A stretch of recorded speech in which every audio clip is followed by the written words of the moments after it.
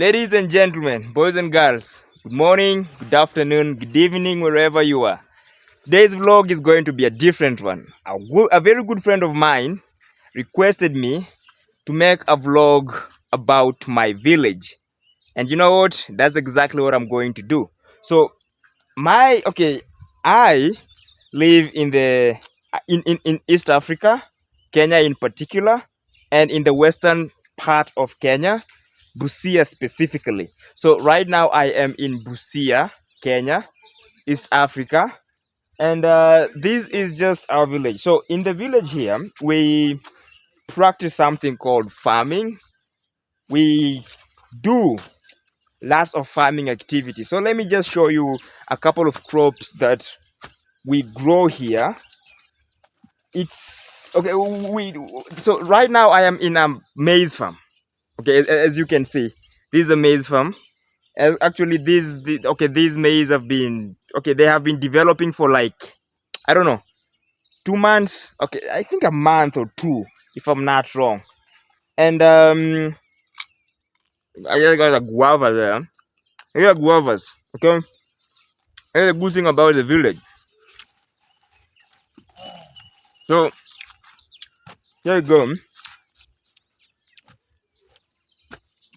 So this is a cassavas. So I just showed you a maize farm. Now this is a cassava farm. Now I want to show you something very interesting here. I want to show you the difference. There is this. Let me show you something different here. These cassavas are very tall. I don't know if you can see that. They are very tall, these cassavas. Okay? I want to show you something very interesting here. So we have two cassava farms. There is this farm of cassavas, and then there is this farm of cassavas. Now, these two farms of cassava grow two different varieties of cassava. And how do you know that? You look at the twigs of the leaves of the cassavas. Okay? Yeah. So here's the thing. So if you look at this twig, it's very different from this twig. Okay? I know people from East Africa who grow this kind of crops understand what I mean. Okay? So this twig, if you see a pinkish twig, this means that this cassava is for consumption. You can consume this cassava is for consumption. You can consume these cassavas raw. You can boil them, you can fry them, you can you can fry them, you can boil them, you can even consume them raw. You can just dig out one of these guys and just eat them right there. But they are kind of delicious. They are sweet. But this variety is a different story. This variety particularly, you have to dig them out. You have to peel off the remains or the coverings of the cassava. And then after that, you have to dry the cassava for like 3 or 4 days. And then you have to take the cassava to the portion mill so that it can be grinded to produce flour. And then with that flour, you make cassava cake. So that is the difference. You cannot eat this guy raw. You might die. This guy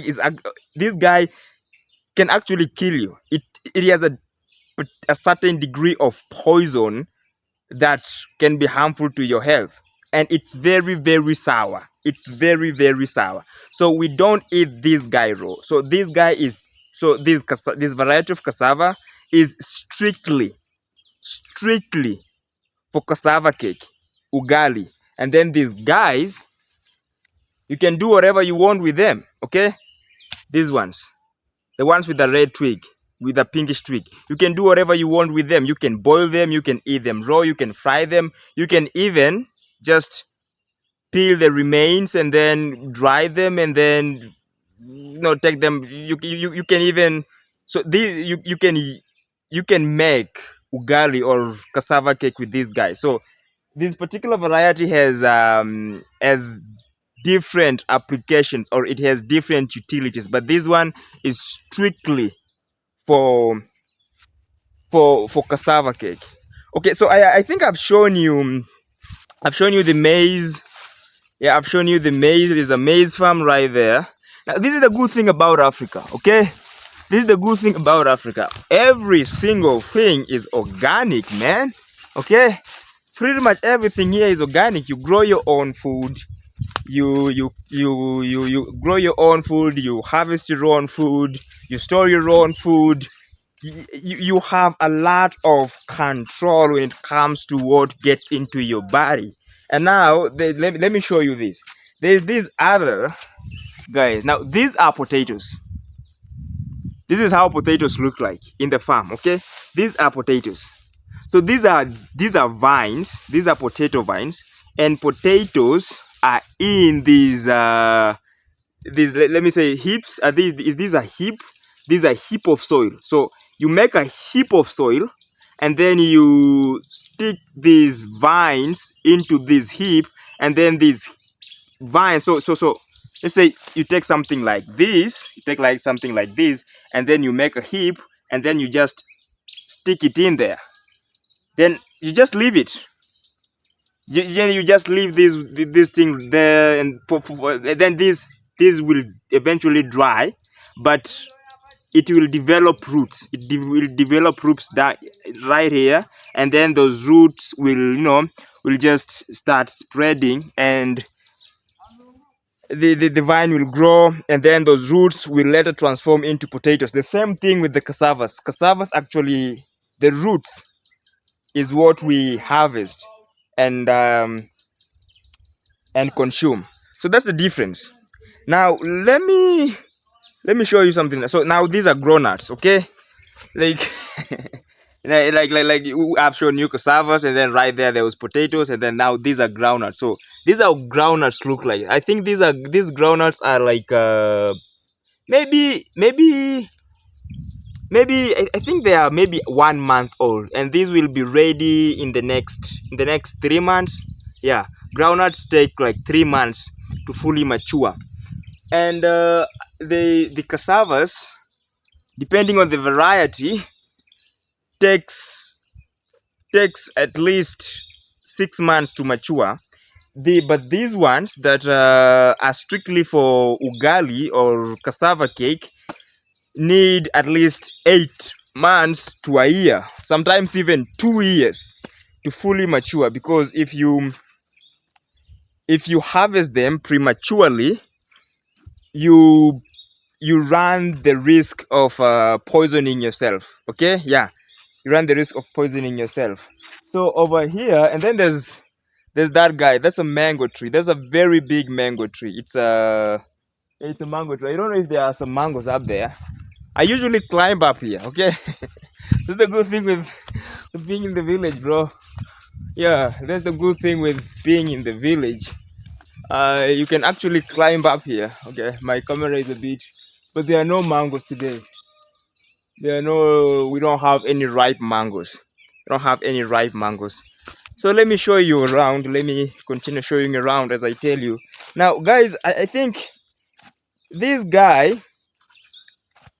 Let me tell you something. The people who are watching this video from the USA. Let me tell you something. Okay, especially this particular friend of mine who told me that I should record a village video or something. I want to encourage you. Okay, before I get to that story, let me show you something else. So here we have these guys. I don't know what's the name exactly of these guys, but it's some sort of berries. Is it strawberries? Some berries. You see, like these are berries. I don't know if you. These are berries. Yeah, do you see berries? So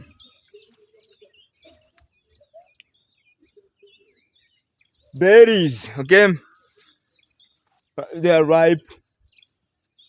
Yeah, but the birds are the creatures that are enjoying these berries a lot. Yeah. Yeah. So I was telling you about the advantages of being in Africa. First of all, you grow your own food. Yeah, here is a maize farm. It's a maize farm with some soya. So These are soya. Yeah, it's called we just yeah, we just, I don't know how we call this in agriculture. Not, this is not rotational. This is not rotation farming or something. There's somehow we call this, like when you have two, when you have two different crops growing together at the same time. So the benefit is that the only thing I remember from agriculture, the advantage of this kind of farming is that when you're planting soya or beans together with maize, you know, soya is a legume, and we all know that legumes have noodles. Is it noodles?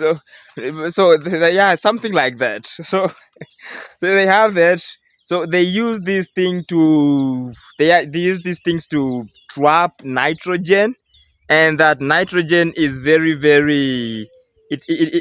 very, very significant in the development of the maize. So when you do these, like, those trap, I mean, nitrogen, and then the nitrogen gets released to the whatever these guys, and then you guys who did agriculture, bro, you know what I mean. So the other thing I think I want to say is that the most important thing I want to say, when I was growing up, I always wanted to come to the USA, or at least wanted to come to one of those Western countries: Canada, Mexico, USA, Australia. And that is let's just say mostly because of the movies I watched. Okay, so there were those movies.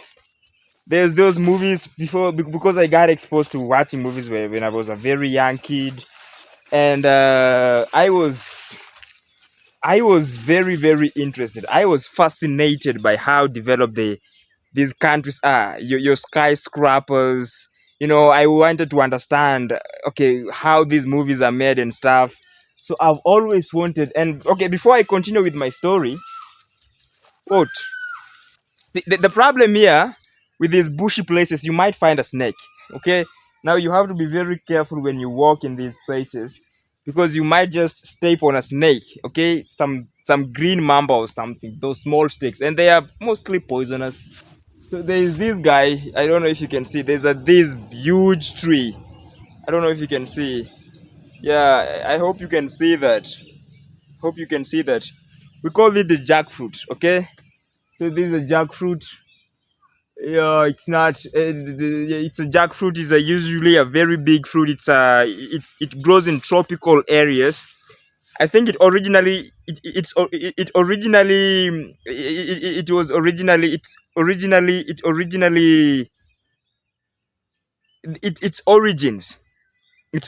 is India. India was the first country to grow this particular fruit, the jackfruit.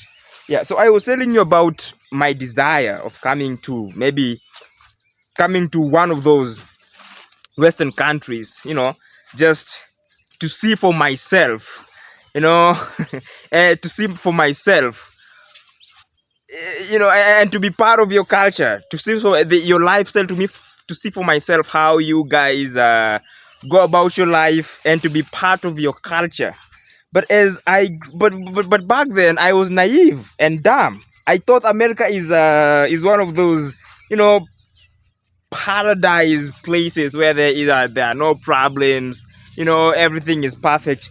But as I kept on learning things about America, and I realized a lot that that America is not a very perfect country, that the political heat, that I mean, there is such a thing called racism. There is such a thing called mass incarceration. There is such a thing called I mean, there's such a thing called like taxes. Okay, there's such a thing called a visa. No, there's such a thing called the low class and the middle class and the high class, and the tax system of the United States of America is designed in a way that it oppresses the middle class. Okay, so when I learned that there is such a thing as homelessness in the United States of America, that there are people who are just living out in the cold and eating from trash cans, just just being wasted on drugs. That there are places in these cities that are literally shitholes. Dude, I didn't want to come there. Okay, I think we have something particular going on here in Africa. Okay, and after I learned that, okay, America is not this thing. Like America, the side of America that Hollywood shows us is not all there is to America. There is another very, very ugly side of America that is a little bit, dangerous and disgusting and just very, very unwelcoming. So that is the reason why I started second. I mean, that's the reason why I started really considering my my plans of maybe coming to these countries. Okay, because I thought like if you have problems such as homelessness, then it means that you have problems you have to deal with, and why haven't you solved those problems? So it's a very different, so it became a very different story to me. Okay, so I started focusing on what actually, okay, what can be improved around here, you know to ensure that I get the life that I want. I don't have to necessarily come to your country to have a better life, but I can create that here in these places. Okay, because you guys are eating junk food. You guys are, okay, before I continue with the story of junk food, see, now I am in another farm right now, and here we grow black nightshade. Do you see that? Yeah, and then there is somebody right there. Let's go talk to little bro. Okay, he's actually spraying the black nightshade. Okay, spraying the black nightshade, ensuring that the pests are dying and stuff. Okay, so when I realized that America is not the greatest country in the world, or at least is not perfect or is not paradise, then I started really reconsidering that maybe I should just, like, maybe I should just make I should just make the best.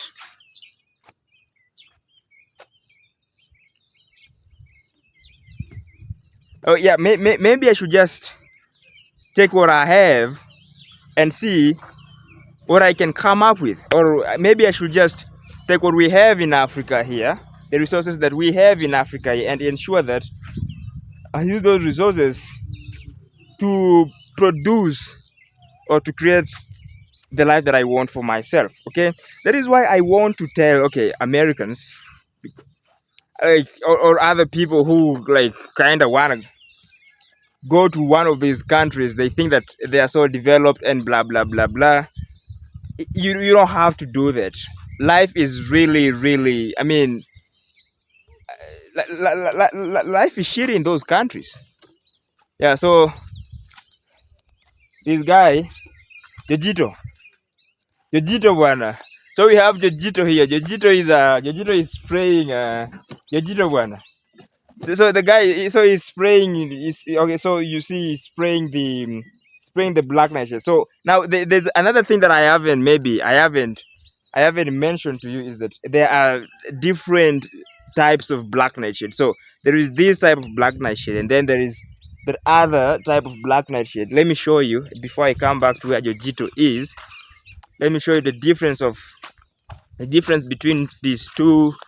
The black nightshade.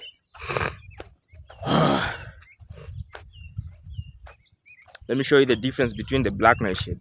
So we usually, so this is black nightshade, and it's a vegetable. It's a vegetable. Okay, people in Africa know this as saka. Yeah. So this saka is what is, okay. This saka, this thing that is famously known as saka is actually black nightshade. It's bitter. kind of bitter. It's kind of bitter, but it's very good. It's very good. It's very good. Okay, it's very good for your body, especially in the in terms. Okay, this is what they told me, especially in terms of you know, just adding or facilitating the production of more blood in your body. That is what they told me, that the black nightshade is really good at that. And mostly when we are at home, we mostly don't wear shoes. Okay, you see, like I don't know, we mostly don't wear these shoes. Okay, like we like just walking barefoot, but today I just decided to wear shoes because, again, it's very important to do this thing called grounding. Okay, grounding is when you just walk barefoot, and one of the advantages or one of the benefits of grounding is that you get a chance to release your anxiety, your stress, your depression to the ground. You know, when you connect with the ground. Okay, allegedly, I have never experienced this personally. Okay, every time I'm stressed and I try to to walk barefoot, I'm still stressed. Okay, after I finish walking barefoot, I'm still stressed. So it's just something that they say, and I tend to, I tend to do it occasionally.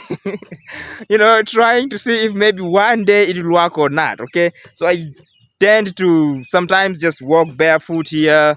Yeah, it's a good thing. Yeah, they say, just, it connects you to nature, and all of a sudden you feel good about yourself. You have positive vibes and stuff. Okay, now I was talking about the advantages of being here in Africa. So Jojito is still spraying. Jojito is going to spray this entire thing. Okay, there is Jojito, so he's going to spray. So he has to spray this entire farm from here to that particular place. Like, look at this. Is Jojito is like maybe 14 years old. Okay, Jojito kona miaka ngapi? Yeah. Jojito is that. I almost got it wrong, man. So Jojito is 13 years old and is carrying this thing, spraying the farm. Do you do that in the States? Okay, like, do 13-year-olds in the United States do this kind of thing? If you ever subject your son or your daughter to do such a thing in the States, you'll go to prison. This is child abuse in the USA, but in Africa, we are raised by parents who encourage us to be tough people, taking responsibility, being accountable. They discourage being lazy. Okay, so this is not, this is very encouraged in Africa. Like, you have to do something. Like, you can just wake up and just sit around for the rest of your day. Okay, you can't just wake up and start watching TV for the rest of your day. No, you can't do that. You have to do something every single day. So it's one of the values that we really believe in Africa. So I was telling you about this. I was telling you about the advantages of relocating to Africa. Okay, yesterday I was watching a video of one of these individuals who inspire me a lot. There's this guy called Marwa. Okay, I don't know if you've come across his channel. His name is Aya Marwa, and he was in one of those videos. He was showing around the farms of his friends from abroad. Okay, so these guys send him money, and then he helped them acquire those pieces of land, because in Africa you will be surprised by how cheap land is, like how cheap they sell land. Do you know that you can get an acre of land for 400,000 Kenyan shillings, an equivalent of at most $4,000? Like, bro, an acre of land for $4,000. Have you ever heard it? It never happens in America. Okay, and then you can you can also get a decent house. Okay, you can construct a decent house on your land for like maybe 20, like that, at 20,000, at 20,000, at 20,000 worth of, at 20,000 house. I mean, a $20,000 house, that is a very, very sophisticated piece of, like piece of building. It okay. It will have like three bedrooms, have 3 or 4 bedrooms depending on the sizes of the bedroom. It will have a spacious living room, and then it will also have a bedroom. I mean, like every bathroom, I mean, every bedroom will have a bathroom that has water, like it, a very modern bathroom, and a dining room, and a modern kitchen. So that is what 20,000, even 10,000 can get you a very, very good house here. It just depends with what you want, the size of the house and stuff. Okay, so in Africa, I even don't understand why somebody would wanna, like, somebody would wanna go out to other countries. Perhaps maybe it's just for work. That's understandable. That is very reasonable. If you wanna go out for work and then come back to Africa, that's reasonable. But if you wanna move to another country and acquire a citizenship of that country and become a permanent resident of that particular country, something is wrong with you, man. I might even say that everybody else out there, all the people, like, if you're in the USA right now, I think you should really consider coming to Africa. That is like, I'm gonna tell you this, okay? Like, your retirement plan should be something like, your retirement plan. Okay, I am looking for guavas. Yeah, there's a guava right there. Yeah, so this is a guava. This is a guava. This is a guava tree. Let me call it that. This is a guava plant, and then there is a guava here. I think it's right. Let's have it. Okay, I think you also saw the other guava that I was eating. I I I harvested. I harvested it from here. I picked it from here. So I want to pick another guava, guys. They are there. There are 2 guavas there. So I want to pick all of them. Uh, I think I saw somewhere guavas are packed with almost guavas are packed with almost all minerals. Yeah, here we go. So guys, got 2 guavas, as you can see. Yeah. Tell me, in America, where can you just just tell me, where do you do, where can you just go and get this? Just like 2 guavas, and I had eaten them right away because they're not poisonous. Okay, tell me, where in America can you get guavas, pick them, and start eating them right away? Never happens, but it happens here in Africa. And I'm not concerned about there's other guavas there, but I think I'll eat them tomorrow. Okay, and I'm not concerned that these guavas might be, intoxicated by chemicals. No, because I know very well nobody sprayed anything to those guavas. Okay, nobody sprayed anything to those guavas, so they are ready for consumption. I don't even need to wash them. Okay, I don't need to wash them. So the sun, trying to avoid the sun, because I was telling you, this is very ripe. This is very good. See guys, this is very, very delicious. Very good. Yeah. So, you know,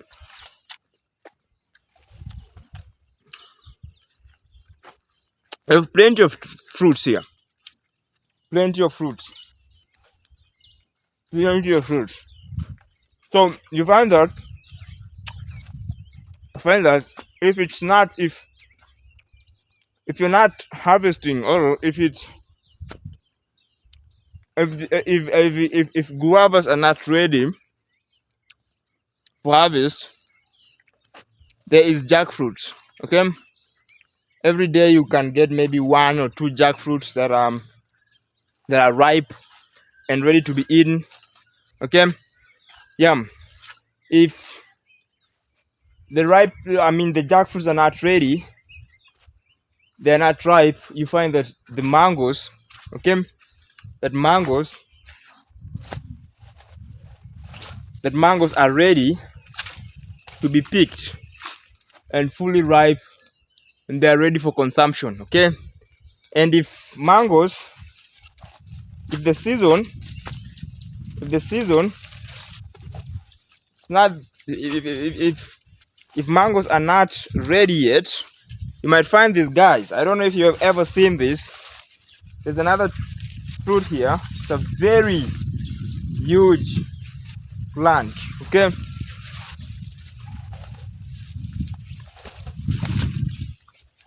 Okay, yeah, these guys. This is what we call zambarau, zambarau in Africa. So in English they call it, I don't know, the purple pulp or something. I heard its name. Okay, okay, I don't know if you can see that. Okay, so that is how it looks. I don't know if you can see the yellow.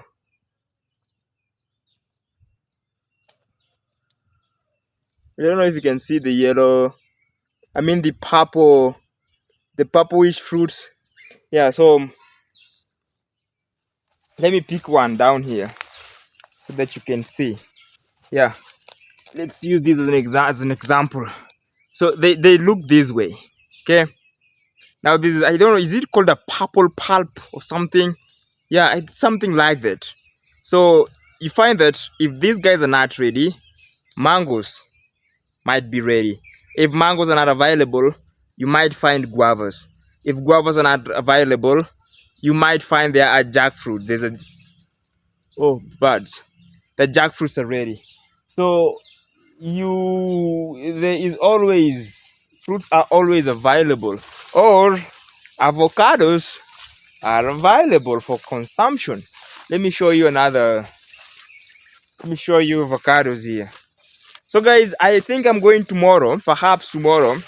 I'm just going to make, okay, today I just wanted to show you around my village and stuff.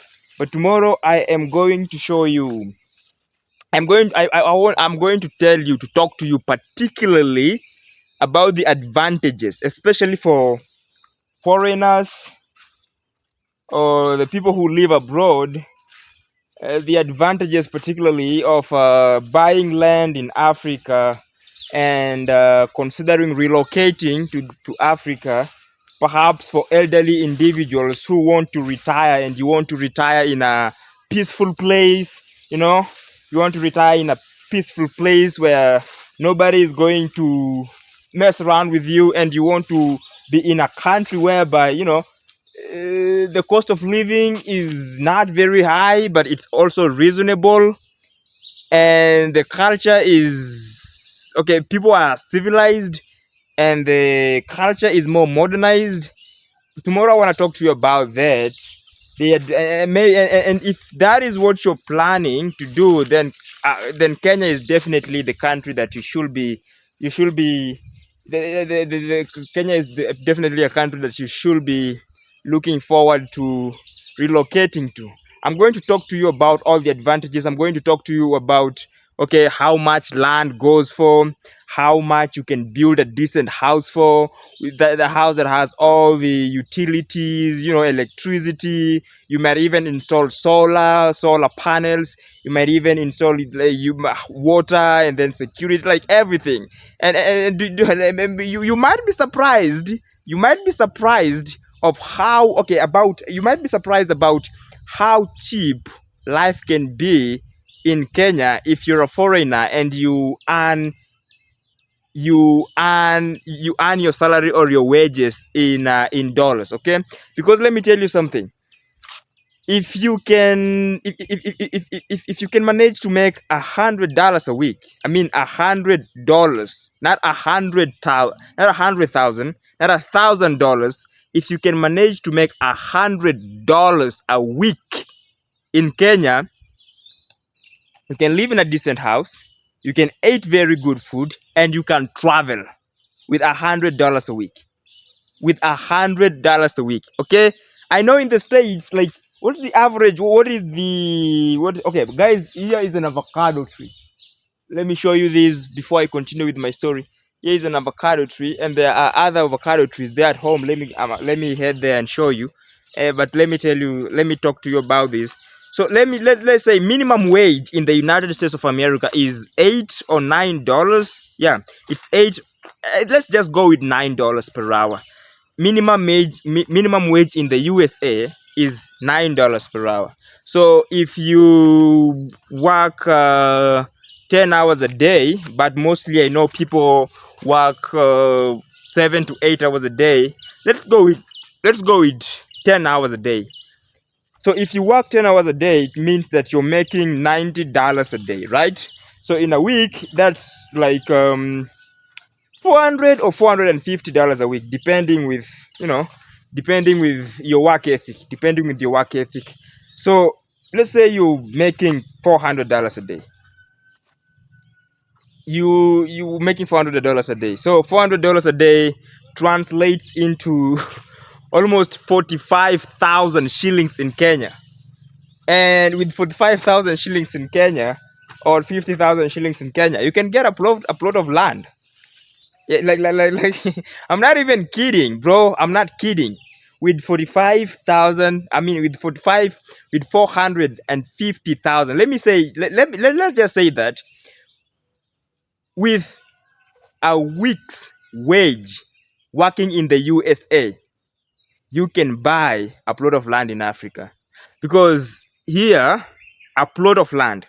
But if you want an acre goes for $4,000, at least $3,500. You can get some, and it depends with the place, okay? But it depends if the place is near the road and more urbanized place, the prices are a little bit high. But if you go to the most rural parts of these areas, you find that the prices, you might even get an acre of land for for for $2,000. An acre of land, that is like 200,000. Because okay, those swampy areas, like, and the accessibility to those places is a problem or a big issue. So it depends. But let's say on average, if you get on average a good an acre of land in a accessible place, in a place where there is road, like in my village right now, there's a very good tarmac road. Let me go and show you that tarmac road. I'm not tarmac road. There's a very good maram road, a very good reliable maram road. It's narrow, but it doesn't come off. It's not slippery during winter and during heavy rains. So it's very, very reliable. And from here, the tarmac road is like 300 meters away. So you don't have to walk a lot. You can just, okay, you can walk to the tarmac without, it's just, it's not gonna take a very long time. And then after you get to the tarmac, you're going to get motorbikes or a car. Like, transportation is not going to be an issue or anything. Yeah, so I was telling you about the avocados. So there was that other tree, and now this is another one. Okay, now imagine this: you have all these guys in your compound. Okay, I haven't even shown you pawpaws. Okay, there's a pawpaw. There are some pawpaws right there. Okay, so yeah, so you see, there is that. Yeah, so you can really, and these guys are almost like, for instance, these, I don't know if you can see those two avocados. These guys here, yeah, These guys here are almost ready. Those guys are almost ready. So let's go and show you the road I was telling you about. Let's go and show you the road I was telling you about. And so I was again talking. I was telling you about the plot of land, the acres and stuff. So you can, okay, land is pretty cheap. Land is pretty cheap. With the budget of on average, if you have $4,000, you can get land. I mean, you can get a good piece of land somewhere, and then you can put up your house. And construction is not that expensive here.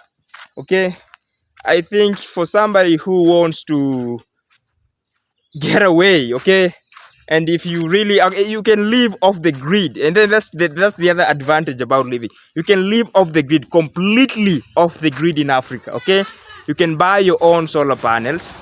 You can buy your own solar panels. You can grow your own food. You can rear your own animals. Like, look, I haven't even shown you animals. Okay, so you can have guys like this. Okay, you can just rear them at home. So I was telling you about the tarmac road. I mean the Maram road. So from home, like right here, you get a very, very good Maram road. It's narrow, okay? It's narrow, but this is a standard Maram road, okay? So it doesn't come off during rainy season, okay? It's not slippery at all. So this is a very, very good Maram road. So, and then 300 meters, let me show you this. So 300 meters in this direction, you get to a very, very good tarmac road. Okay, you get to a very, very good tarmac road.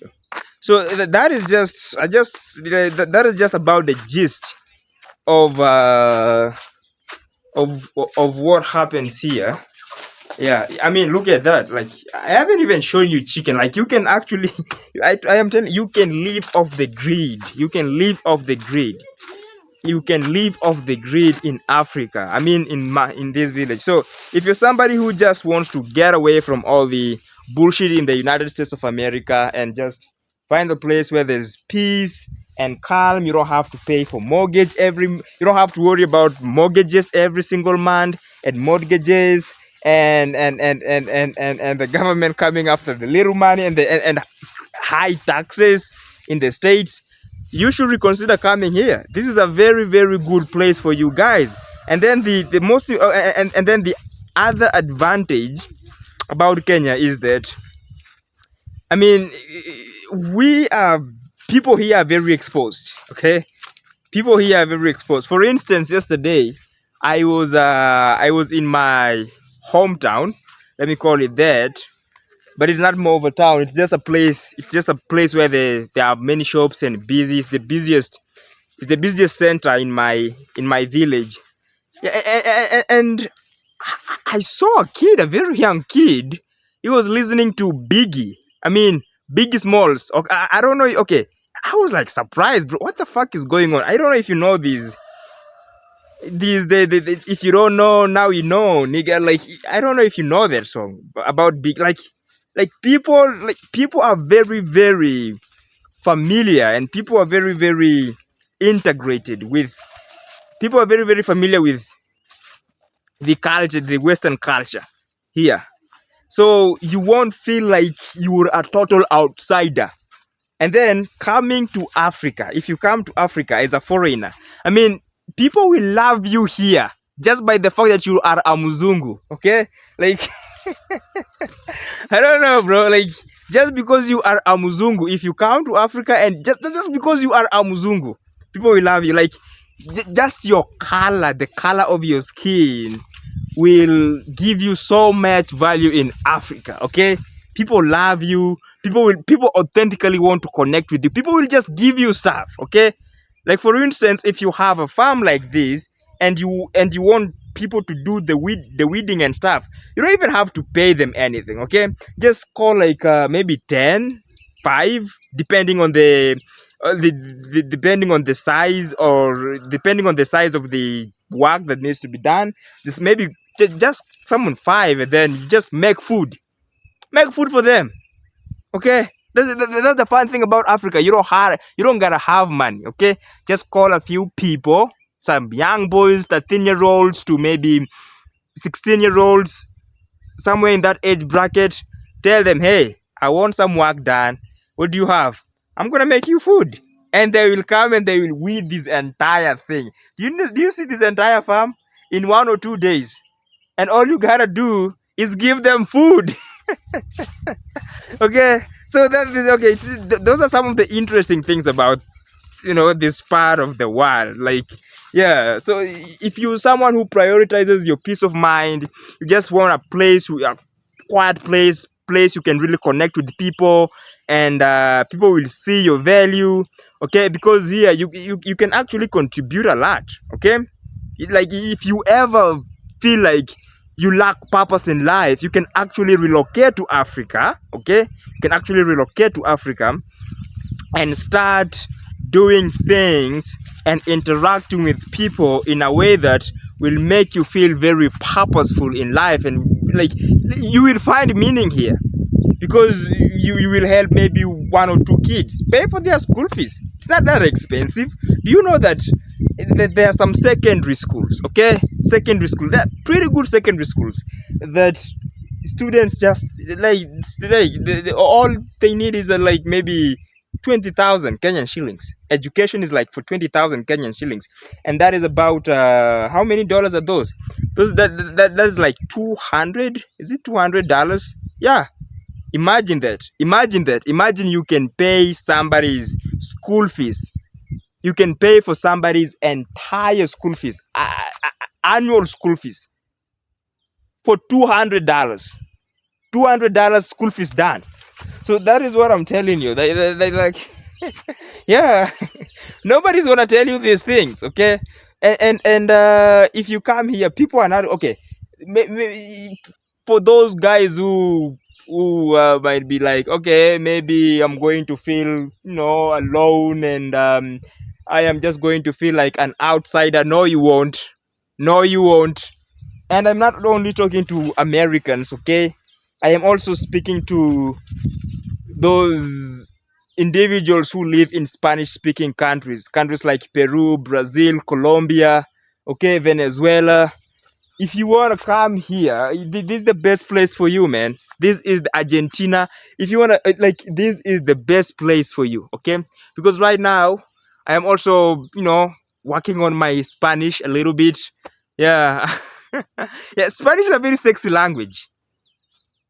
I don't even know why I haven't learned Spanish. I didn't start taking Spanish lesson a long time ago. I should be proficient at Spanish like as we speak, but the good thing is that I'm learning Spanish, and if you are a Swahili, if you are if you know Swahili, if you are a Swahili speaker, Spanish is very easy for you. Spanish is very easy for you because the Spanish vowels are pronounced the same way Swahili vowels are pronounced. I don't know if you knew that, okay? Because for American or for English, I mean, you say A, B, A, E, I, O, U for those vowels, okay? That's how you pronounce vowels. A, E, I, O, U. But in Swahili, we pronounce them as A, E, O, U. And that's the same way those vowels are pronounced in Spanish.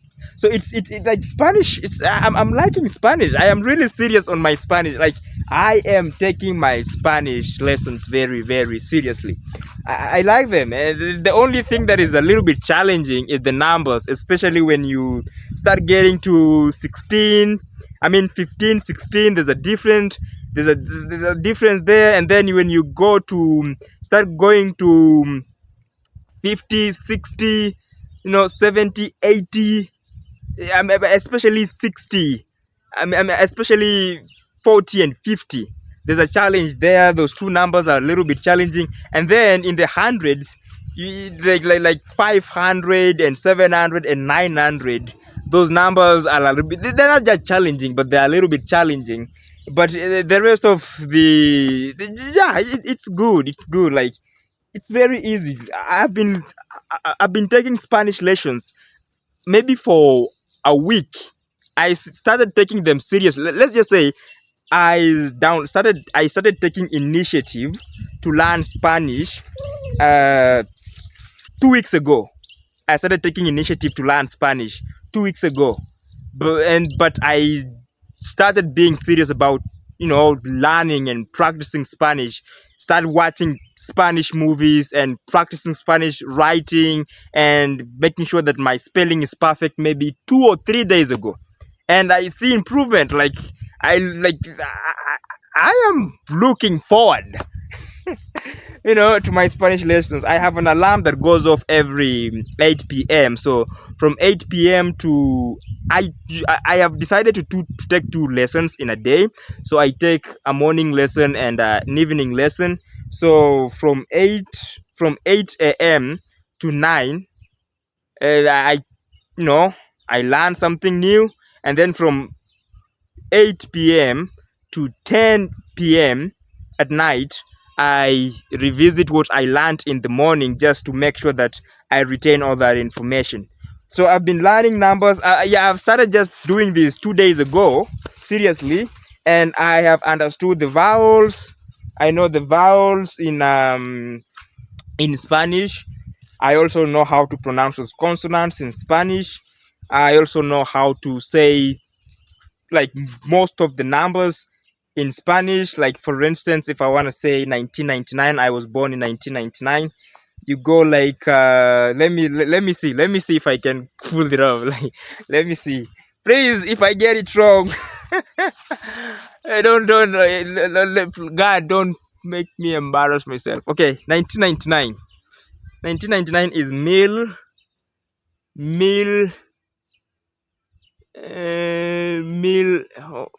bro, like mil. Okay, let me say 34. Let me 30 34. Yeah, 34 I think 34 is 34. And then 1994 1994 1994 is mil. Is it mil? Is it mil nueve noventa y nueve? Something like that. Okay, but oh damn. Okay, I might wanna go back and learn about that. Okay, but yeah, I've learned. Okay, there are a couple of rules about Spanish that you have. Okay, when you say nine, nine is nueve, nueve. For a normal person, they pronounce it nueve. It's Nueve. But what I've seen, how native Spanish speakers say this particular word, they say it nueve. They go easy on the VE at the end. So they go easy on the VE and they make it as if they are pronouncing be, be. So they go like nueve, nueve, nueve, nueve, that is 9, nueve. And then 10 is diez. So one is uno, dos, tres, uno, dos, tres, cuatro, seis, siete, ocho, nueve, diez.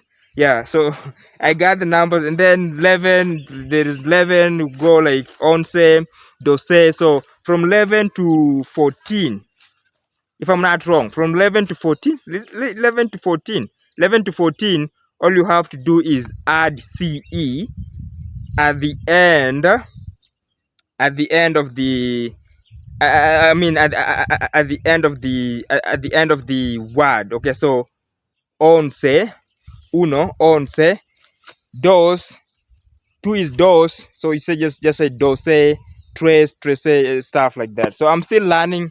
I'm very serious about my Spanish lesson. So, and I am saying all of these to okay, to this story. I think this story ties into my uh I think these stories tie into my attempt to persuade Americans, um, and South Americans in general. If you're looking for a place to escape, you really want to escape the matrix. You want to escape the matrix? come here, you are an elderly person, and you want a place you can find solace, peace of mind, people who love you, a community that will embrace you, people that will help you out, that will love you. Come to Africa. Come to my village. Yeah. Okay. All you have to do is make arrangement, buy some land. It's not that expensive. Construct a house. Not that expensive. You can even make a cabin. Not that expensive. And then maybe save $1,000. When you come to Africa, just come with $1,000. That is like 120 grands. Okay, that's 120K. Okay, that's a lot of money in Kenya. I mean, that's a lot of money. And then maybe have a little business that earns you maybe $100 a week. Okay, that's a lot of money. Okay, like there are people who have families in Africa that rely upon a salary of $100 a month. So if you have one of those online jobs where you get to work at home or work from wherever you are, as long as you have Wi-Fi, you can make $100. Like if you make $100 a week, so now if you now make maybe $500 a week, bro, you are rich. You are 1% in Africa. Like you are the top 1%. You are fucking. You can go anywhere. Okay, you can go anywhere. You can spend nights at 5-star hotels in Africa. Just travel. You can make traveling your full-time job if you're making $500 a month. I mean, if you're making $500 a week, okay? Because that's a lot of money here, okay? $500, that's like that's like 60 G's. Imagine making 60 G's a week bro, you are set. So what I'm trying to say is that for people who are trying to, people who are bouncing ideas, trying to see, okay, where exactly they want, like, you are not going to miss your family and friends. You can make new friends in Africa. We will help you do that. Yeah, okay, we will help you do that. There are a lot of people who understand almost everything, so you will not feel like you're an outsider. You will feel like you belong, and you will feel like you're a part of something bigger. So I think today's video has to end there. Let me go home. Okay, today's video has to end there, guys. Excuse the sun. Excuse the sun. So I don't think. And then imagine, like, look at this. Look at all this greenery. Imagine waking up every single day, hearing the birds singing, and just enjoying the view. Like, look at how green the grass is. When Chris Brown was saying that the grass is greener on the other side, this is the side he was referring to. Okay, when Chris Brown was saying that grass ain't green on the other side, I mean, this is the side. This is where the grass is green. Everything is green here. Okay, so guys, you really have to think about that. If you have a plan to escape the matrix and live in a community that really appreciates who you are and values you, then this is the place. No, you have to understand, I am particularly insisting that you choose Kenya. Okay, I am particularly insisting that you choose Kenya, not Uganda, not Tanzania. Choose Kenya. There's a reason I'm saying that, and maybe in future videos I will tell you the difference between these countries and why I am insisting that you choose Kenya. There's a difference. There's a difference in terms of culture between East African countries, Kenya, Uganda, Tanzania. Okay, economically there's a difference, financially there's a difference, socially there's a difference between these countries. So you have to be very, very informed before you make a choice, and that is what I'm going to help you with. So guys, I didn't tell you, subscribe. Okay, like, I don't even know why I keep forgetting this, but you know the drill. Subscribe. subscribe, I mean like the video.